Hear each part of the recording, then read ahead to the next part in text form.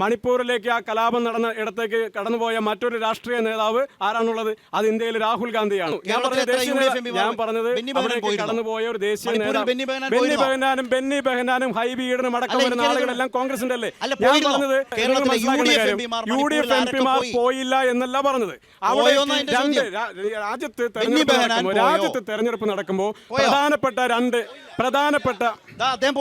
പ്രധാനപ്പെട്ട അവര് പറഞ്ഞുണ്ടായില്ലല്ലോ. രാജ്യത്ത് തെരഞ്ഞെടുപ്പ് നടക്കുമ്പോൾ ജനീഷ് പറയണം. പറഞ്ഞാൽ ഞാൻ പടവിട്ടു ഇവരോട്.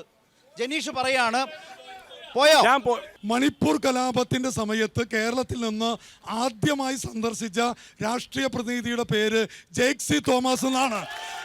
ബെന്നി ബെഹനാൻ എന്ന് പറയുന്ന 5 വർഷം ചാലക്കുടി കണ്ടിട്ടില്ലാത്ത MP മണിപ്പൂരും പോയിട്ടില്ല, ഈ ചാലക്കുടി മണ്ഡലത്തിലും വന്നിട്ടില്ല എന്നത് തിരിച്ചറിയണം.